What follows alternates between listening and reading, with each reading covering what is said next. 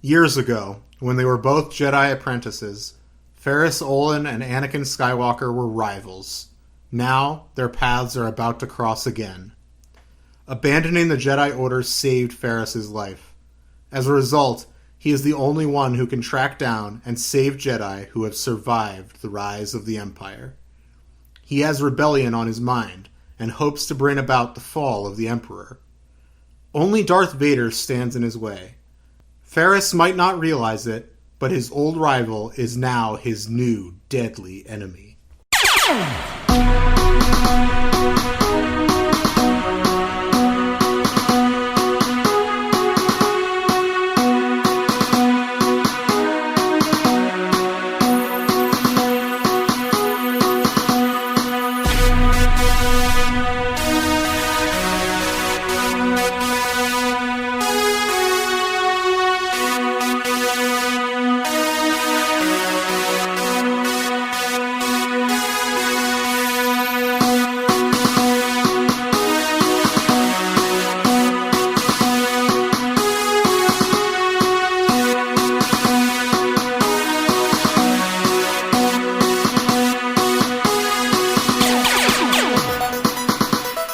Hello, younglings, and welcome back to the Padawan Library, the Star Wars Junior Novel Podcast.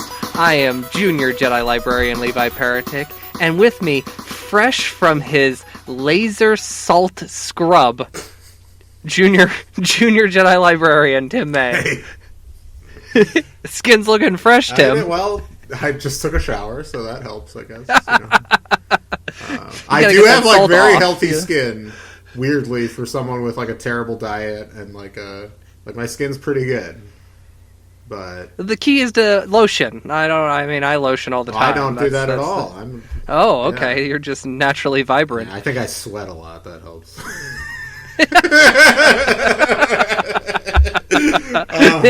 But no, I'm always oh wow, man. I mean, also, who knows? Maybe my beard is just covering an insane amount of acne. I don't know. It's hard to say. I haven't shaved in 5 years. It's been 5 years because it was the reason.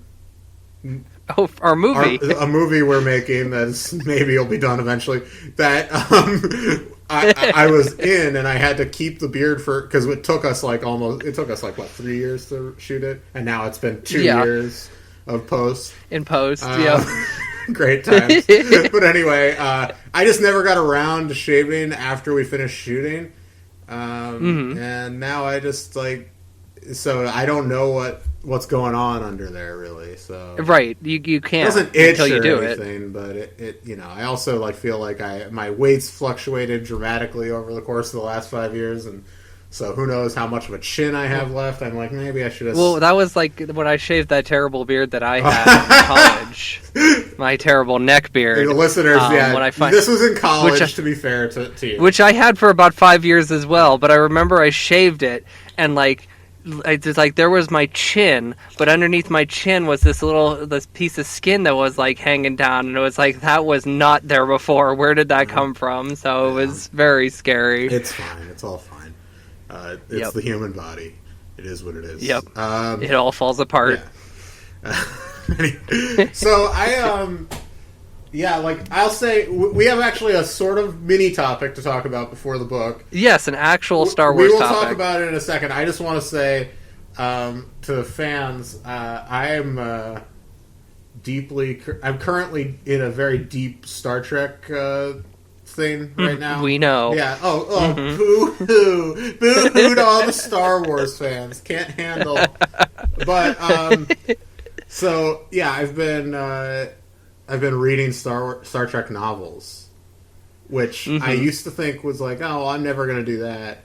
And I, for some reason, looked down on them, even though I read Star Wars books, and it's not like there's any difference, really, other than, the Star Wars books, both pre-Disney and post, have tried to maintain, a single continuity, whereas the Star Trek books don't. Because they're based on a TV show that changes dramatically all the time, they kind of have to just roll with the punches. But Yeah, it's been fun. I've been like ordering Star Trek books on thrift books all the time. I'm just like, ooh, this one's only $3. Let's see how it is. Ooh. And Star Trek is just wonderful. It's a delight. This past week, we're recording this on Wednesday, early this week, so I can't talk about episode 2 of this show yet, but the animated series Lower Decks started last week, which I was kind of nervous about, because I don't know if I wanted like an animated comedy Star Trek, but this show is pretty good. I'm enjoying it. We'll see how it goes. I think it has a lot of potential. So, is it set during like a specific era? It's set in of Star Trek? 2380, which is shortly after the horrible movie Nemesis. Okay. So, like, in the Next Generation era, like, the late period of that. The 90s Right. Trek, basically, that era. And, yeah, no, it's, but it's, unrelated characters to any of that stuff, although I imagine we'll get cameos and stuff, probably, from the 90s days. So I'm excited. I love Star Trek. I had a big breakdown a few weeks ago on this show about Picard and how bad I think it is, and Yes. I still think it's quite bad. But after that, I watched all of Discovery. I finally caught up with that, and that show has lots of problems, but I like the characters, and like I'm mostly cool with it. Like I'm looking forward to season 3. And then this show is fun, so I'm actually kind of optimistic about the current state. You seem to be pulling yourself out of that Picard funk. Well, listen, so. Picard is a disaster. And it's... but, I'm not like one of these people that like one bad thing in like a thing I like, Star Trek, Star Wars, etc., makes me like sour on everything or like retrenched to the point where like I can't even... there's no way I could even accept if there's a good new thing, you know what I mean? Right. So it's like, right. Well, I hated Rise of Skywalker, but if the next Star Wars movie's good, I'm not going to be like, well, but Rise of Skywalker happened, so I can't like anything new. I can't like this. Like, come on. So... And there's plenty of bad Star Trek movies, I believe, correct? Well, you want my full breakdown? This will be quick. Sure, why the hell not? Okay. The original cast movies. The motion picture, often derided as the motionless picture. I'm actually, I used to not like that movie when I was a kid. I've kind of come around on it, especially since last year I saw it in the theater. And, like, that movie looks fucking incredible. And also, if you are a fan and you love the Enterprise, like real Star Trek fans do, like, the opening 25 minutes where they're just, like, gawking at the Enterprise, it's probably annoying to somebody who's not already a fan, but, like, as a fan, you're just like, look at the beautiful Enterprise. I love it. No, I have seen that movie, and like I watched that without, really any Star Trek knowledge, and I didn't hate that movie. I think it's a solid science fiction movie. Then, Star Trek 2 is obviously a masterpiece, Wrath of Khan, one of the greatest science fiction movies of all time. Star Trek 3, which I actually just rewatched just on a whim last weekend, I love that movie. There's so much good stuff. It has some of Shatner's, I think, best like performance stuff in that, and I love... I'm a huge fan of Christopher Lloyd as the Klingon villain. He's great. And yeah, no, I'm a huge fan. I was joking with my brother last weekend that I want to try to develop a Christopher Lloyd impression, but only do lines from Star Trek 3. Don't do any Back to the Future material. No, like Who Framed Roger Rabbit material, nothing. Just Star Trek 3. Well, talking about Christopher Lloyd just for a moment, like, everybody loves him as Doc Brown, but like I feel like his villain work is like kind of underappreciated amazing. Sometimes. Well, he's a great villain. In Who Framed Roger Rabbit, it's like one of the scariest villains of all time. Yeah, it's so terrifying. And like people forget he plays like that creeper in the Dennis the Menace movie. Do you remember that? That is one of the scariest characters. That movie's terrible, right? But like he's just like he's doing this wild stuff. I love it. So yeah, right. Like there's like a scene where he's like peeling an apple with a knife, eating the skin, and like watching a little girl on a playground. It's so weird. Yeah, well, yeah, it's so dark. There's like all these like whatever. It's just crazy how like he's great at villains. If he had been in a different era, like maybe he could have like had like an iconic like recurring villain, I feel like. But he has lots of range. I love Taxi, too. Anyway, Star Trek IV, The Voyage Home. Also great. A great movie. That's the time travel one with the whales. Okay. Phenomenal movie. Just a delight. Star Trek V. This is where everybody's like, okay, Tim, are you really going to try to say Star Trek V is good too? Are you really going to do that? Yes, I am. Star Trek V, The Final Frontier. Not a great movie. Definitely a step down, but not nearly as bad as its reputation. Very fun movie. Lots of good character beats. Shatner's not as good a director as Nimoy, but, like, it's not, like... But also the budget got cut, like, dramatically, because they used to remember cut budgets for sequels. This is classic, like, weird shit that like, studios used to do. Like, well, the last one was so successful, there's no way this one could be successful, too, so we're going to cut the budget. Like, it's so weird. And then, Star Trek VI, The Undiscovered Country, is... one of my favorite Star Trek movies. That's a great movie. Great ending for the original crew, who, by the way, are my Star Trek crew. I'm not a TNG loser, even though I like TNG. No shots, no shots. But I love the original crew. That's my favorite. So then... when you move into the Next Generation era, Star Trek Generations, I actually kind of like that movie more than some people, but it's also not that good. I don't really like any of the Next Generation movies. I feel like the Next Generation ended perfectly as a TV show, and they also had 7 years of adventures compared to the original cast had 3 years and like 20 episodes of the animated series. So it's like... there was way more terrain to deal with that cast, whereas I feel like the Next Generation, like, they had literally 100 more episodes. So it's like... I just feel like they didn't ever find a great groove in the Next Gen movies, but I do kind of like Generations, especially the first 20 minutes with Kirk on the Enterprise B. That's incredible stuff. And then I also... kind of like First Contact, but I think it's pretty overrated. I have lots of issues with the way Picard is characterized in that movie. And I'm not a huge fan of the characterization of Zefram Cochrane, the discoverer of the warp drive, who they kind of is a totally different character from the character in Metamorphosis, the original series episode, but whatever. And then Insurrection is just like a pretty bad episode of Next Generation. It's kind of even like a remake of 2 other episodes that already existed. It's kind of weird. And then Nemesis is my least favorite Star Trek movie. I hate Nemesis so much. That's the one with the clone of Picard, right? Played by Tom Hardy, yeah. I hate that movie. And then the reboots, I really like the 2009, the first one is super fun. Into Darkness is a goddamn disaster and an affront. And then Beyond was pretty fun. Enjoyable. There's my Star Trek movie thoughts. There we go. All right, let's talk about Star Wars. Let's talk about Star Wars. So, in this week in Star Wars news, and actually related to our podcast... directly related to our show. Directly related, StarWars.com did an interview and a preview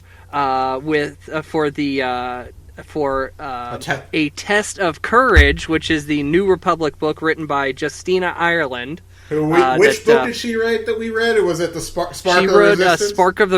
Spark of the Resistance, a book we did not love. We didn't love it, but I actually didn't blame her at all, if I remember, because I was like, just making these kind of prelude books, I just felt was always a problem for... Right, and it also had there was nothing in that book that attributed to Rise of Skywalker. Yeah, I mean, she probably had 50 scripts before the shooting script, so yes, who knows? And there was also green rabbits that weren't related to other green rabbits, and there's just no need for more green rabbits in the galaxy. I agree. But anyway, exterminate the green rabbits.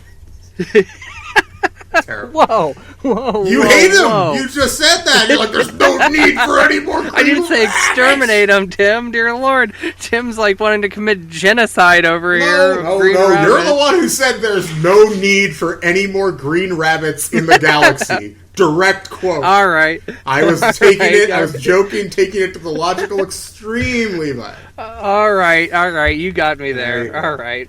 But anyway, so they did an interview with Justina. And she said some things about her book, and we learned some things about her book. And there's an excerpt from the book, too. There's an excerpt from the book. So what we learned is about the book is that the main character is a young Jedi Knight. She's, 13 years 16, old? Something 16. like that? 16. Very young for a Jedi Knight. Her name But it is, takes place 200 years before Phantom Menace. The customs might be different. Right. So her name is Vernestra Rauh, R-W-O-H. Rauh, Vern for short. Yeah, Vern for short. And the story She does about not her, like that nickname, though. Not a fan. No, she doesn't. We learned that in the excerpt. And she's got a friend who is a tech wizard named Avon Staros, which apparently, from what I understand, is there's another character by the name of Staros in the new canon. Yeah, who may or may not be an ex-wife of Han Solo. This is... Well, you don't remember this? This was like a big deal at the time. I do remember this, that like Han was like previously married. Yeah, but it was like they got married because for appearances in a job or something. It was like that they were supposed to appear as though they were married to the people they were trying to con or something. So they needed to get the paperwork or whatever. It's not like they were actually in a relationship. It seems like I only read the first 20-ish issues of the Marvel comic, which is what that's from. And they were pretty good. But yeah, I remember that was a huge deal when it happened. I hadn't read it yet, and all the racists were mad because she was black, and God forbid there be a interracial couple or something. These fucking Neanderthal scumbags. Well, these Neanderthals would definitely hate Last of the Jedi too. Oh, so yeah, of course, there's some more evidence in this book, in my opinion. So. Yeah. But anyway, so she has this friend who's a tech wizard named Avon Staros, and she has to lead the son of an ambassador. It's her first mission as a Jedi Knight. They have to get him to Coruscant. Well, there's a planetary disaster, which then causes them to be marooned on a moon. So that's the general gist of the novel. And have you read anything about this? I think this planetary disaster is. There's been some talk about what is the kind of the basis of the High Republic novels. That there's this big asteroid that breaks apart, and then it gets going towards other planets. So each of the books has to deal with some form of the Jedi trying to stop this disaster rather than being the Sith or something like that. So that's what I've heard. Yeah, I've heard. But, I didn't heard the asteroid thing specifically, but I knew they were dealing with some sort of kind of natural disaster issue rather than which I actually like because it's just something. It's a new thing, and I also wanted to see the Jedi just be pure do-gooders, not have the I do want that at some point because we love the political machinations of the prequel era, but also it'd be nice to just see when were the Jedi at their peak of just uncomplicatedly good guys, you know what I mean? Yes. So should I read some of these quotes here? Sure, we can. If there's anything that jumps out at you, then yeah. All right. Well, she has. I think there's only 2 quotes from her in here, and then the excerpt. I've already posted this on Twitter and Facebook. A link to this StarWars.com article, so definitely check it out. We will definitely be reading this book. So, here's what Justina has to say. I think adults tend to get bogged down in our very complex yet somehow mundane lives, and one of the best things about kids' books is that we're allowed to remember that life was once exciting and a vast magical mystery, especially Star Wars books. Middle grade books are a great way to visit the galaxy for a little while and remember why we fell in love with Star Wars in the first place. And for kids, it's a place for them to interact with ideas of characters and struggle without limitations imposed by icky grown-ups. Oh, so true. Justina just giving the mission statement for our podcast right now. Yes, I agree. I agree. Because I mean, we've read some of the books we've read. I would rank as some of the best Star Wars books I have read. I think the Jude run is right up there as some of the best non-movie Star Wars material. Mm-hmm. Period. I agree. Yeah. I agree. And here's some. She has one more thing to say about Vernestra. I love that Vernestra isn't prideful. She doesn't see herself as any kind of a hero or anyone special. Rather, she believes wholeheartedly in the Order and the Force. And she believes in her job, and her job in the galaxy is to promote the best qualities of both by helping others and being responsible and level-headed even under the worst conditions. So yeah, no, I'm looking forward to it. That's what all Jedi should be. Oh, great! I'm looking forward to it. I read the excerpt too, and the excerpt is not revealing in any real way. No, it really just introduces like both characters, her and Avon. Yep. But yeah, January 5th. It comes out January 5th, and if you guys, we announced this a little while ago, but we're taking a break after October. We're taking another hiatus. Yes. And we're gonna end of season 2. Yeah, and we're gonna come back for season 3, I guess. To review this book will be the first book, so it'll be I don't know, whatever the first, like, it might be a week after that just to give us time to read it, right? But or to get a copy or whatever. But it'll be like middle of January sometime. We'll announce that date for sure, before we go on hiatus. But yeah, right. And should we announce now that season 3 will likely be our final season? Yeah, I mean, we've been hinting at that the whole time. Season 3, we've got a few big series that we got to cover.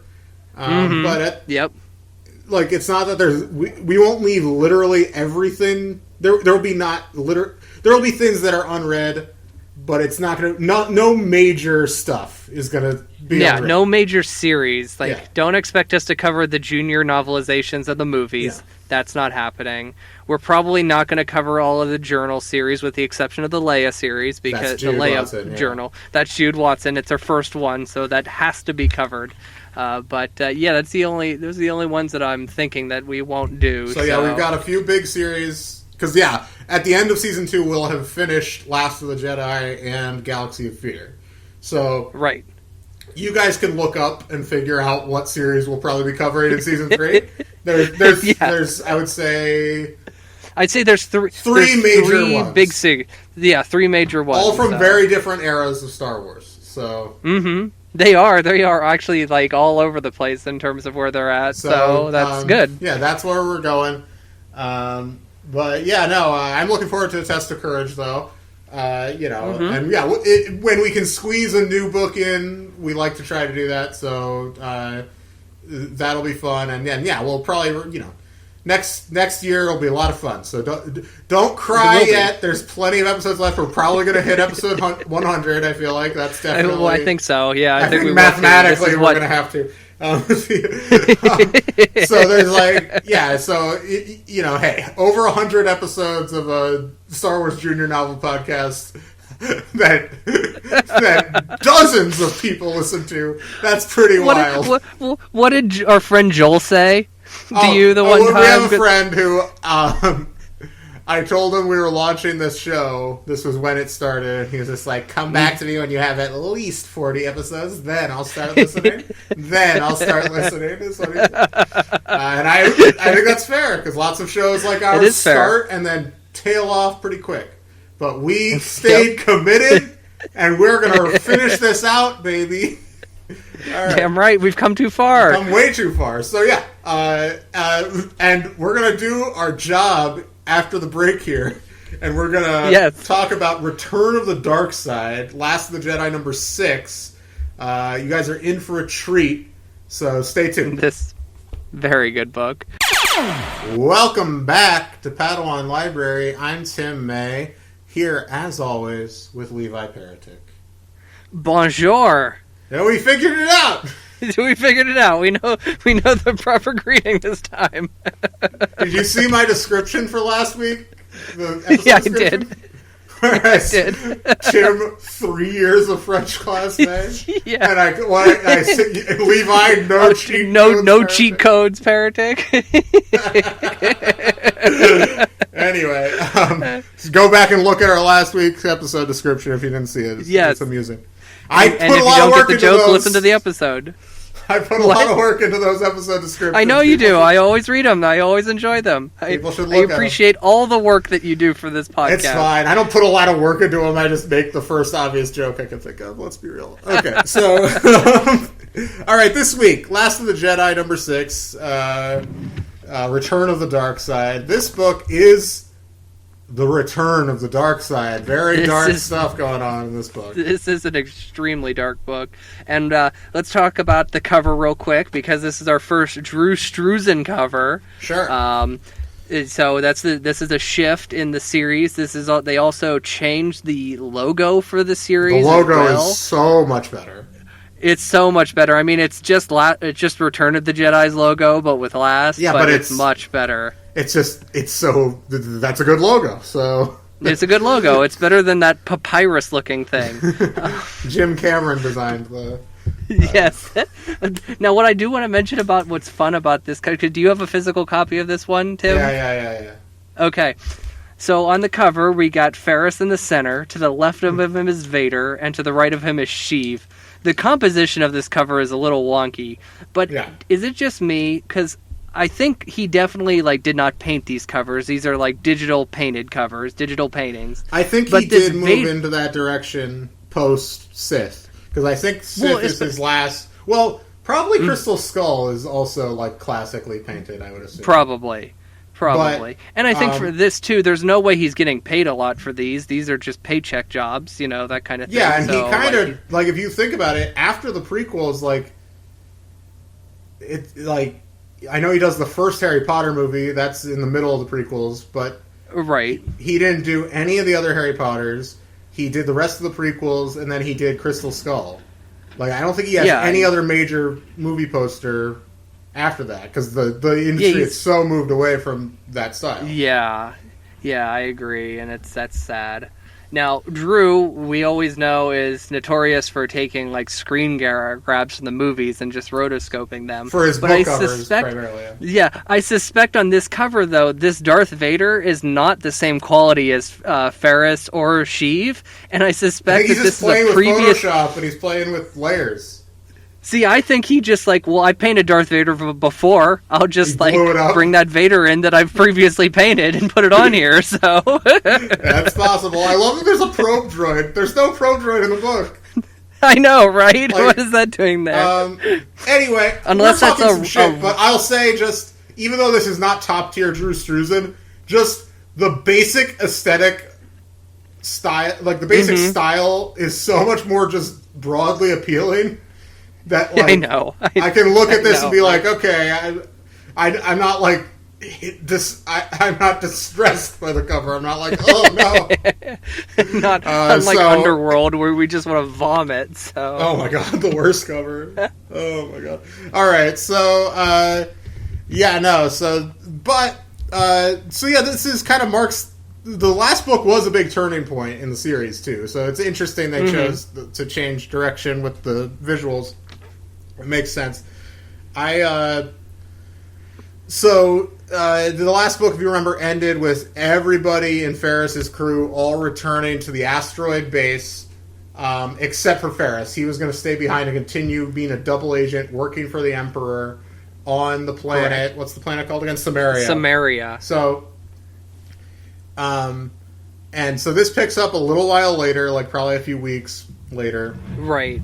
But mostly, this book is a direct sequel to that. Oh yeah, absolutely. This it's a pure continuation of this Samaria storyline. But he's just doesn't been on seem to end here. Yeah, but he's been on Samaria working for the Emperor for a while, and Trevor is back on the asteroid and is just this sucks. I don't like being on the asteroid. All that stuff. Well, things aren't going good there. Things when they show up, things aren't good because Toma got sick.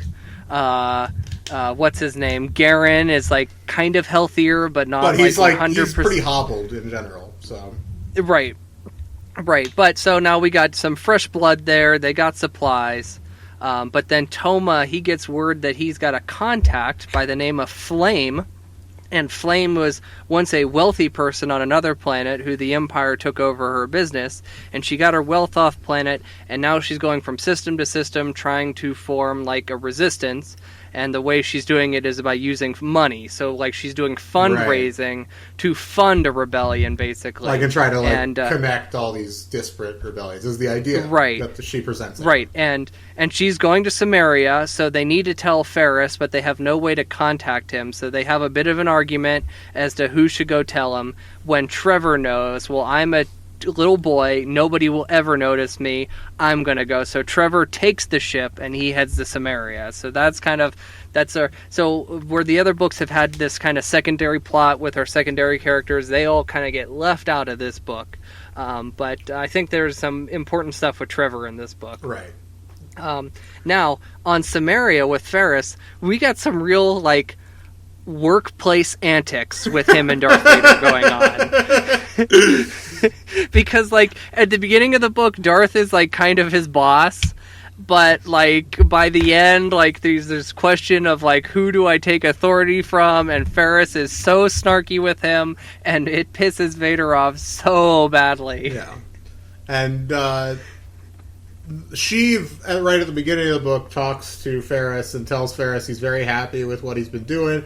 Tries to start getting into Ferris's head, like clearly being like, I want to create a rival apprentice, of course. Like, I'm just playing games. That's what I do. And he tells them like, you know, when you like make your reports directly to me, skip over this Vader guy, and like says this all right in front of Vader, like the most Sheev shit of all time. So, and Ferris. So Ferris is tasked with finding the resistance movement on Samaria and reporting back and offering them the same deal he had received, amnesty from the Emperor. Amnesty. For whatever reason... Amnesty. For whatever reason, that like is a great Sheev word. Like I can really picture him saying amnesty.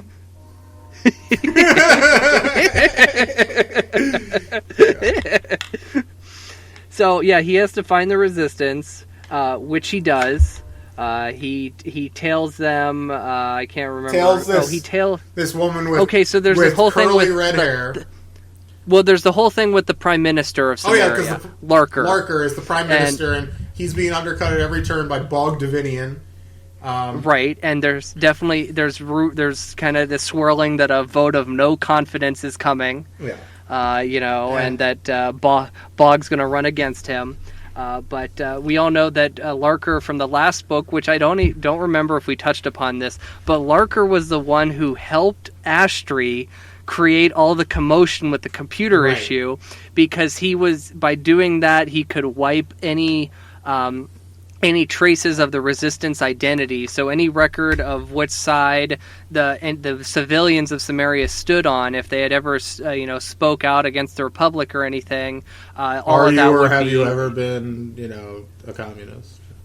Yes, exactly. Yeah. So he was basically like, he did it to wipe the slate clean so that the Empire could not, like, when the Empire eventually took over, they could not, like, take out the resistance immediately. So he, by tailing him and his assistant, Ferris finds the resistance. They are a series of characters by the name of, where are they here? Dinko.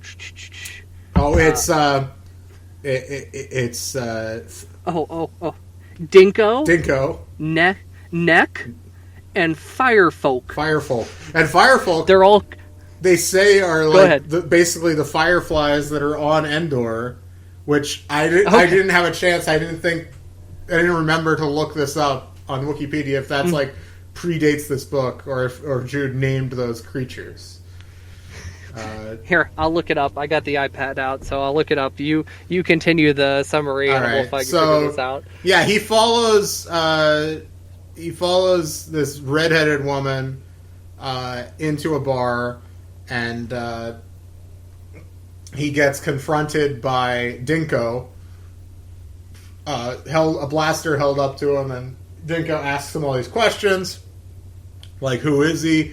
And he claims to be Ferris Olin. And this guy's like, I know who Ferris Olin is, but like Ferris Olin wouldn't work for the Emperor, and like all this stuff. So Ferris kind of tells him, he tells him about the resistance on Balassa, It tells him some details that only he might know. So the guy then is... then Dinko's satisfied by that, but he's still a little suspicious, obviously. He brings him over to meet Firefolk and Deck, and at this moment, Ferris assumes that Firefolk is the redheaded woman, but then, no, that's Deck. Like, they're smart about their code names. They're not too revealing. And then Firefolk is just this older guy, more unassuming character. So, and to confirm, Firefolk that's the first appearance of that term, so it is not. That was something Jude came up with. Cool. So. Props to Jude. Naming stuff in the original trilogy, always good. Right. Anyway, so yeah, they and then they have a plan. They do that. Something that we learn about Samaria is tech dependent, and something that wasn't touched upon in the last book is that every citizen of Samaria has a personal droid, a PD that they call it for fun, and it's like this thing that they wear on their shoulder, and it basically keeps their date book. It's how they communicate. It's how they do all their bank transactions. It's basically a smartphone, and Bog takes all the credit for saving the planet when Ferris was really the one who fixed the computers, and they have a big honorary ceremony, and they give Bog his very own PD. So the plan of this resistance is they know that Bog has they've tapped into his PD. They got like a slice on it, and. They know he's been bribing officials, so they need to get that information, and then they can use that information to take Bog down and keep Larker in power. So Ferris offers, or doesn't offer, but he just lets them know that Palpatine's offering this amnesty deal. And they're like, why should we trust Palpatine? And he's just like, you probably shouldn't. He's just like, he gave me amnesty, but who knows what's going on there. Ferris agrees to help them with this deal, and they need to go get... they want to, basically make sure that Bog's droid is still recording him all the time, so Ferris is going to ensure that it basically catches him doing something incriminating before they take the droid. So... Now in Chapter 8, we get some Vader-Ferris time together. This is great, yeah. And this is great. I want to read the beginning of this chapter because there's a line that I think is very funny. What page is that on? This is on page 59. The situation on Samaria was not unmanageable, Darth Vader thought. It wasn't even terribly difficult. Even that fool Bog Davinian was managing to manipulate popular opinion. Taking over the planet would be easy as slicing through Durasteel with a lightsaber. So if things were under control, why was he here? He had a galaxy to manage. I love it. So, there's actually some very funny stuff in that too. If this is, mm-hmm. There's. I have a bit on page 60 too. That's all about Ferris here. So.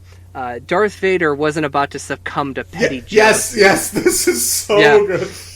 Those emotions were gone forever, as foreign as love to him. He had felt love once. He had failed at it, so he had turned his mind and his power to other things. So what remain? Go ahead. I just want to say, let me just read that again, quick. Okay. Those emotions. This is Darth Vader's inner thoughts, basically. Those emotions were gone forever, as foreign to him as love. He had felt love once. He had failed at it. So he turned... I love that it's like, love, that's nothing, and then it's just like, I failed. I mean, that's very Vader, but it's just very funny to me that it's like... It's very well... And there's another similar thing, I think, another page later. Oh, yeah, this is... Yeah. If it were so, he would have to take... he couldn't allow Ferris Olin to flourish in the Empire. It wasn't ambition talking. Vader left ambition to fools like the captain of the battalion here. It was efficiency. Just I have no use for love, ambition. Yeah, I did. And also there's a bit too where like what remained had distilled down to a pureness he relished, duty, a job to fulfill. So like that made me think of that in Attack of the Clones when Padme falls off the thing and like Obi-Wan's like, she has her duty and you have yours. Like, so true. But anyway, Ferris shows up in this scene, and this bit on 63. Vader found it extremely vexing that Ferris wasn't afraid of him. He was used to feeling fear from those who were in his presence. Once he had felt it from Ferris Olin. Olin had tumbled out of his hiding place in the temple, looked up at Vader, and almost laughed for the fear that was coming off of him in waves. Olin had taken off like a frightened womp rat. Vader should have, killed him then, but he let him go. He was more interested in embarrassing Malorum, the Inquisitor, than killing Olin. Let Malorum handle the intruder. He hadn't expected that with all those prowler droids and stormtroopers at his disposal, Malorum would be incompetent enough to fail. But that wasn't as silly as... But, okay. So, this continues on. This is actually very important, because, like, they talk for a bit, and Vader... and Ferris is kind of mocking Vader and stuff. Like, he says, not sharing today? Oh, well, maybe when we get to know each other a little better. And then Vader is just like, I know you, Darth Vader said. He said the words contemptuously, but Ferris picked up something behind his tone. You know me? Vader never second-guessed himself now. He so rarely made a mistake. He had reacted to the Ferris Olin he had known, the obtuse, thick-headed, pompous Padawan. He had to remind himself that Olin must have changed. Ferris was quicker now, smarter. Vader turned away. I know what you are. I know what you want. You are transparent. Go. He was surprised when Ferris didn't come back with a quip. He just went away. So, he basically, like, gets Ferris's mind working, like, wait a minute, like, who could this be? Right. And Ferris realizes he doesn't land on Anakin in this book, but he does realize Vader must be a fallen Jedi. Mm-hmm. So, yep, yeah, that's very important. But I like that, like, Ferris gets under his skin enough for Vader to just be like, I know you. Like, he's like so, like, he gets so pissed. So now Ferris's mind is working. He's like, okay, well then who could he be? All right, I got other places to do, other places, to worry about. So Trevor, he lands on the planet, going back to Trevor. He crashes his ship in a crystal forest, but he meets up with Flame, and they decide that they need to steal Bog Davinian's, his personal droid. And because there's an interesting interaction with Flame, though, right? Like, with Trevor that I think is worth talking about. Okay. What chapter is this in? I can tell you the chapter because I've been writing that down. Chapter 14. Okay. Oh wait, no, 9. 9. Sorry, can't read my writing. Oh yeah, so he meets up with Flame. Remember the kind of rich person who wants to, unite all these rebellions across the planets. And yeah, so she smiled. I was loaded. Now I've got quite a bit stashed here and there, and I'm looking for more investors. It's not only freedom fighters who hate the Empire. There are some very rich business people who fear their business is being taken over. You can't sell goods in a galaxy ruled by fear. So are you in this for justice, or so you can create more wealth for yourself and your friends? Trevor asked. And then she says, what's the matter with both? I'm a realist, not a dreamer. Most beings aren't idealists. Most want to know what's in it for them. And then Trevor says, you're speaking my language. But I do think that's an interesting seed, because we still, like, by the end of this book, we still don't know anything about Flame. And I do wonder if Flame has the impurity of Flame's intentions as, this wealthy businesswoman Like, are those going to come back to bite Trevor and, by extension, Ferris in the behind?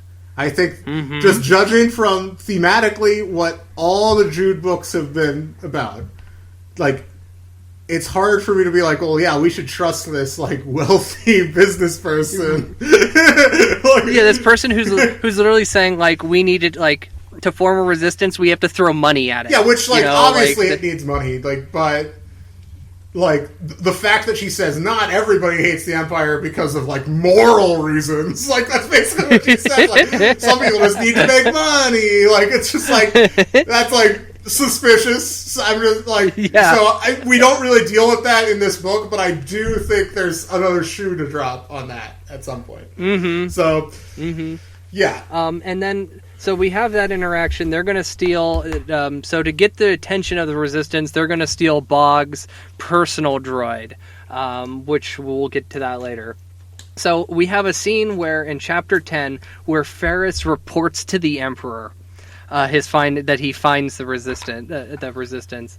And in this scene, this is where Sheev is definitely making his intentions known. He needs another dark Jedi on his side. There's another young boy to seduce. And he makes no qualms about hiding it either. So he does that. I'm trying to see if I don't have anything written down here. Well, then this is when, kind of in the middle of this conversation,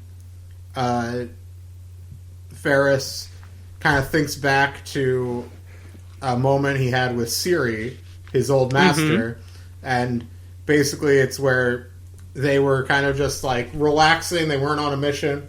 And in this moment, Ferris confesses to her that he had, on their previous mission, he had enjoyed himself while fighting. And she said, and she basically tells him, like, yeah, you shouldn't do that. That is wrong. But it's wrong to enjoy violence. But the fact that you're even asking me this question means that you have the wherewithal to protect yourself from the pitfalls of that. Basically. So he thinks back to this right as he's about to end his conversation with Sheev, and then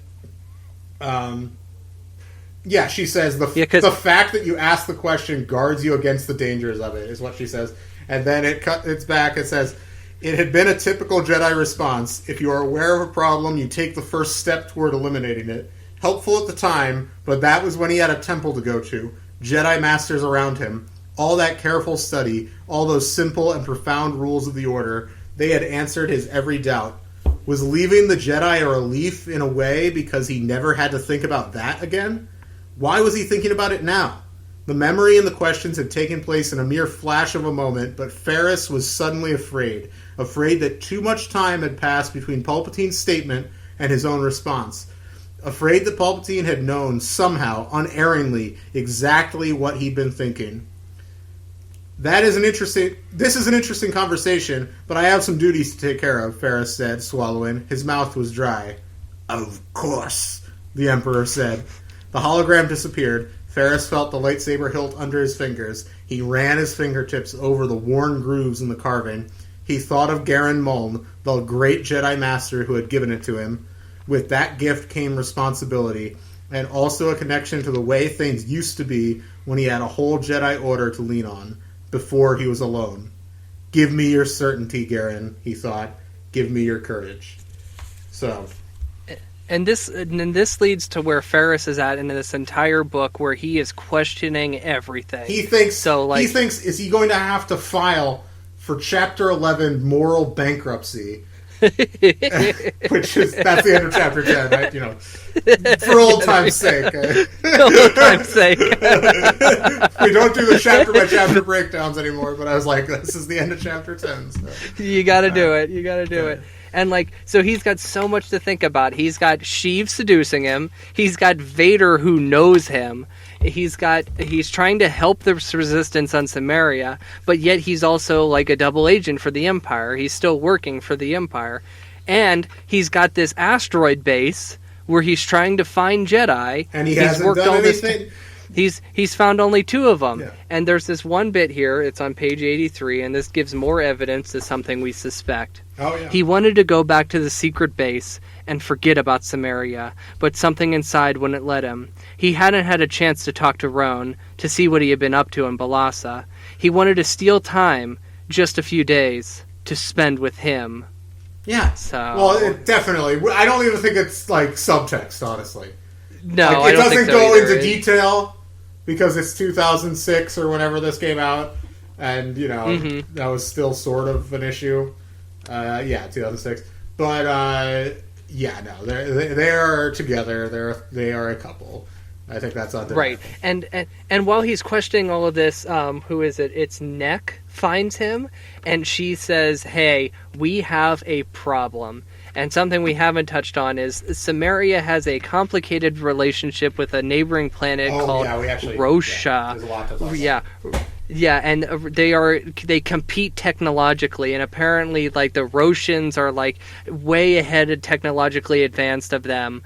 However, Prime Minister Larker was trying to, like, come to a compromise where they could exist in peace, whereas Bog, who is gaining, you know, public opinion, he is claiming that the Roshans were the ones who caused the computer breakdown in the first place. It was a Roshan attack. Yeah, he's very... he gives, like, a really Trump-like speech. And that, like, wins over all these people, and that leads to the vote of no confidence that's about to happen. Right. And there's this whole thing where Neck tells him, okay, Bog's PD droid, we got the information from it, but there's 2, what is these called? Roshan Prowler droids linked to it, which are illegal on the planet. So, like, and he's meeting with Roshan officials at the moment, so Ferris knows something's up. He runs up to the meeting. Something caught, some illegal shit caught. And then he runs there, and in this moment, Trevor and what's her name? Flame. They're going to steal. As we mentioned earlier, their plan is to steal. What's his face? Bog's droid. Bog's PD. Yeah. And they succeed. They do that right in front of Ferris, and Ferris is like, "No, we need that to record this." So he leads a bunch of stormtroopers chasing after them, you know, because he has to keep up appearances for his Empire boys also. And so then he eventually catches them, kind of sends the stormtroopers off in a slightly different direction, and he gets Trevor and the droid. But Flame escapes. Flame is not there. Yeah. So that's also notable. Just saying. Mm-hmm. So so Trevor explains why he's there, and that he's with Flame, and that Flame's this great person, and they need her help. But Ferris is skeptical.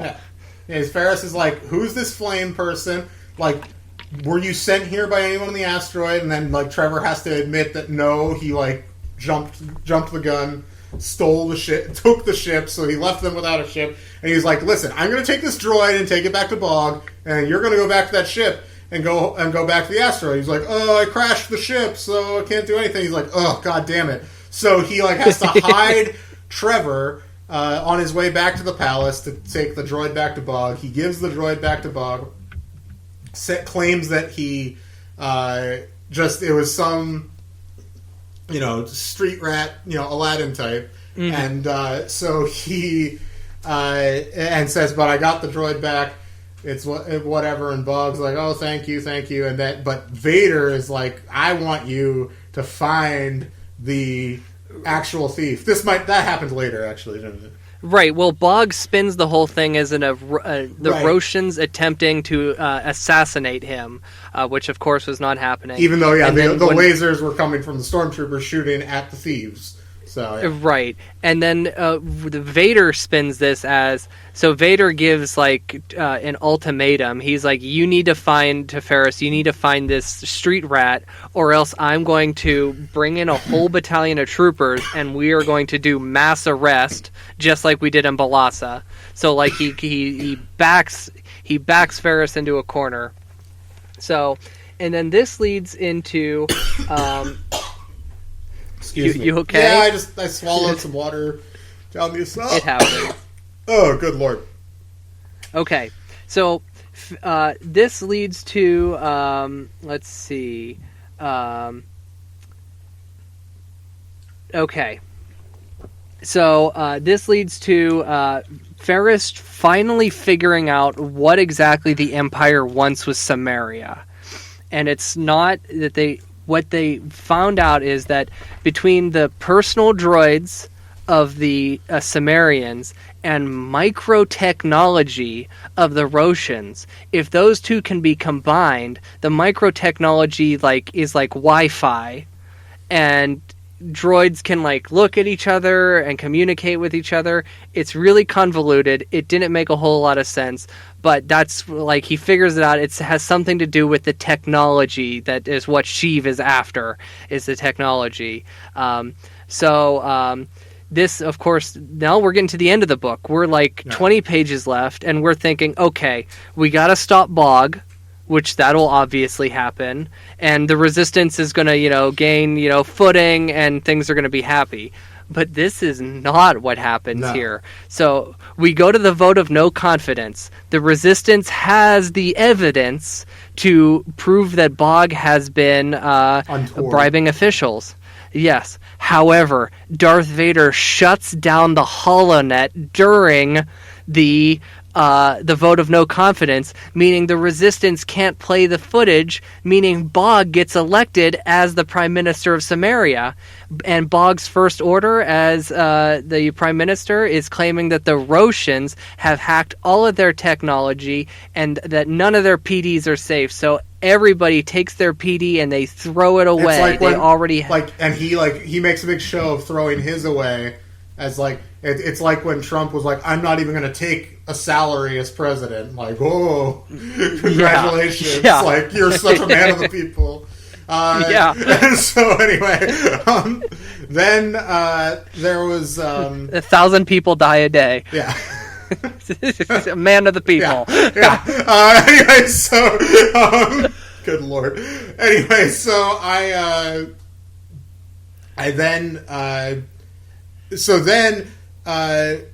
Ferris runs into what's his name, Larker.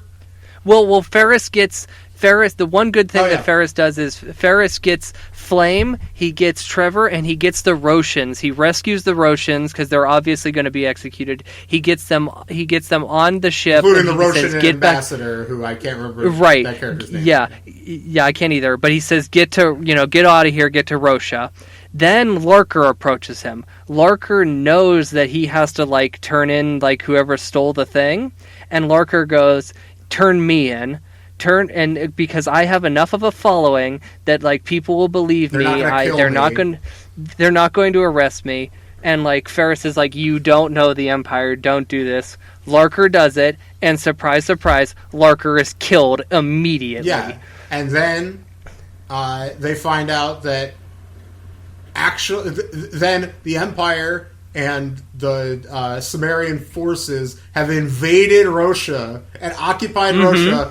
And the Roshan ambassador is dead, and Ferris is literally everything I thought I was accomplishing, I failed at. What the fuck? And then the last scene of the book is on Rosha, and it's Flame and Trevor. And Trevor's they're alive. And Flame is oh, do you still trust this guy Ferris? This is another thing. I'm is she actually secretly trying to they know about the asteroid she's trying to fuck with, she's working with the Empire. I honestly think that. But anyway, and then Ferris is just do I trust him? Sure, he says, but then it's just what's going on? He's started the seeds of distrust are now within Trevor toward Ferris, and that's where the book ends.